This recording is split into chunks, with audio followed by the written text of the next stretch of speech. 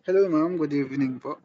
So, tonight ang gagawin ko po is yung final project sa subject nyo, which is to create network design and connection para sa ating business na gagawin. So, ang napili ko pong business is internet cafe. So, first thing to do is to create a design syempre ng ating connection. So, una, magkakreate tayo ng server. Yan ang ating server. Yan. Yan. So, next, yung ating cloud. T, kasi modem. Tapos, yung ating router. Ang napili kong router is yung itong 1941 router.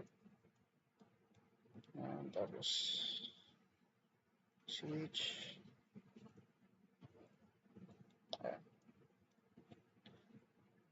Tapos, next thing to do is maglalagay na tayo ng PC. So, kapag internet cafe, so marami siyang PC talaga. So, ang gagawin ko lang dito sa ating kada switch is equivalent to 5 PC. Ayan. Then, sa baba naman.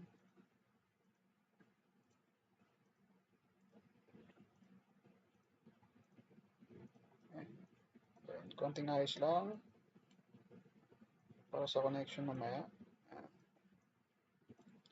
So, kapag internet copy naman yung business, hindi rin mawawala yung printer.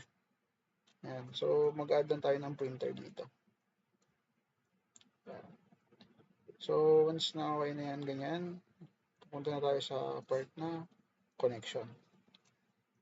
Then, unang kukonect natin itong cloud sa ating modem. Ay, ayusin muna para natin to. Turn off muna natin. Tapos, piliin na natin tong HWWIC or ESW. So, pagka-off natin na ito, kukunin na natin to. Then, ilagay natin sa ating router. Then, turn on na natin. Yan. So, okay na siya. Pwede na natin makonect to. Yan. Para mas madami yung mai-connect. Yan. So, tayo sa connection. Dito mo tayo una. First thing na i-connect natin is yung pinakauna, which is yung PC. Zero yan. Connect natin dito. Ito lang yan. Same lang ang gagawin natin sa lahat ng PC. Connect lang natin siya. Yan.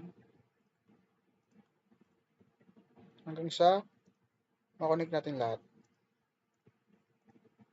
Punta tayo sa isang switch. Yan.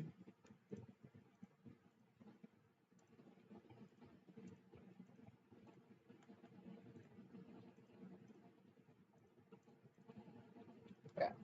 So, once na na-connect na natin yan, yung switch naman, i-connect naman natin siya sa router. Pero bago yan, wait muna natin tong mga color na to na mag-turn green para malaman natin kung okay ba ang connection. Pa-fast forward ko na lang parang sa bilisan. So, okay na. Green na siya lahat. Then, i-connect na natin ang ating switch ito sa ating router. So, let's put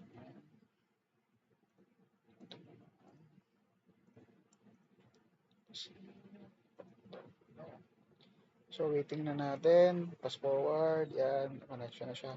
Then, ang ating printer. Connect sa ating switch. Then, ang ating server. Pati sa ating router. Yan. Last one. Ito natin. So, yun. Green na siya lahat. Then, ngayon, gagawin na natin ng config ang ating server. So, ito na tayo sa services. Para mas mapadali yung ating paglagay ng IP address, dito natin gagawin sa DHCP. Ngayon, gagawa lang tayo dito. Turn na natin to. Papalitan na natin to. I-system na siya. Server, tapos lagay natin ng IP address ng default gateway. 192.168.10.1. So, yan, lagyan natin 192.168.1. 255.255.255. Yan. So, okay na yan. Save na siya. Okay naman. Then, add lang natin. Then, save. Then, okay na. Meron tayong nagawa na tayo ng ating gateway para ito sa ating DHCP. So, mag-IP-convert naman natin siya. IP address ng ating server.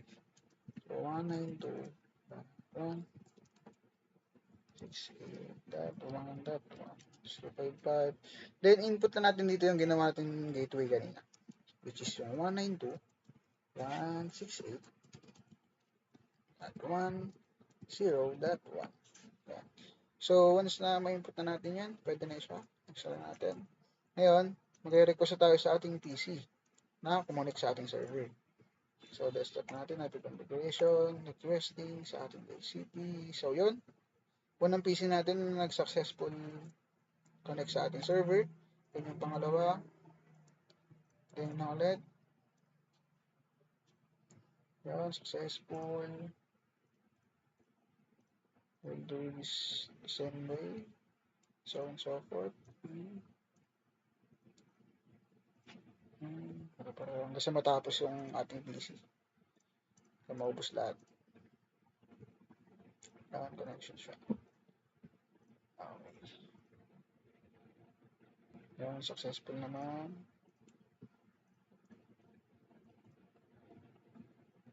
Successful ulit.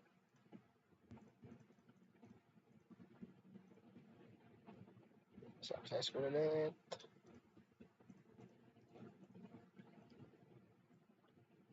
Successful ulit. Then yung last. Yeah, successful ulit. So, ngayon, test naman natin kung gumagana siya. Kung talagang gumagana siya. Ngayon, maglalagay tayo ng ating SSH. Lagay natin, example natin sa PC1 to server. So, yan, successful naman siya. Ngayon, check natin siya in simulation kung paano siya gumagana. Pero yung progress naman is successful. So, start natin. Yan. Switching. Hindi siya napunta. Then, natin sa server.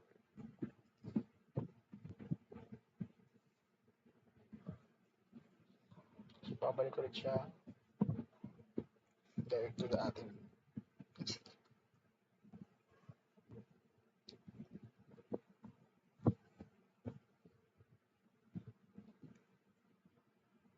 So, yun. Okay naman siya. So, testing naman natin is yung ating server to PC1. Kung successful. Okay, successful naman.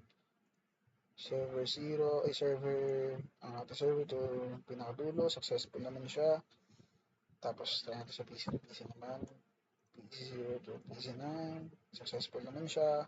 Then, last is ating PC4 to server. Okay naman siya.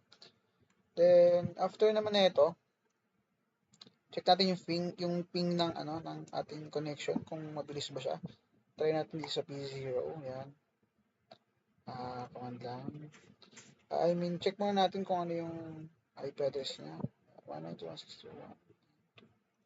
So, check natin.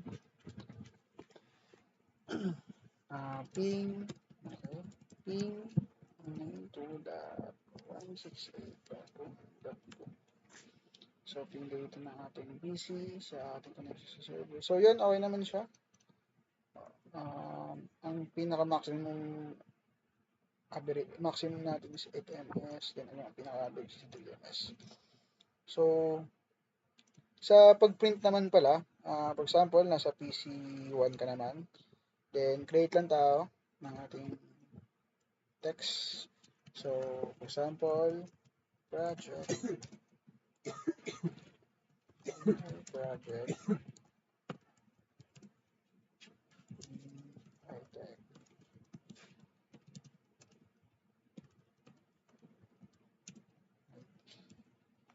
Ayan, save lang natin.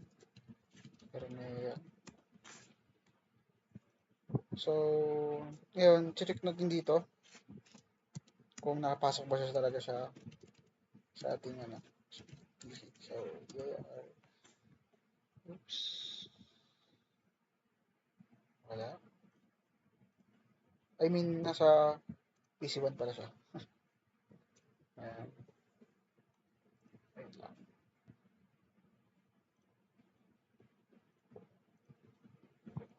Creator tayo.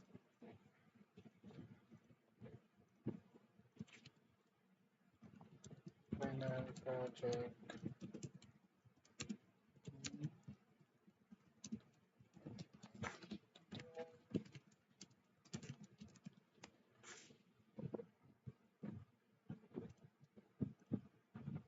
So, yun. DIR natin. So, yun. Ayan. Okay naman siya.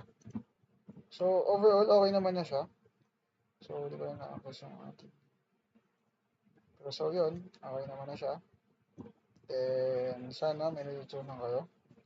And thank you for watching.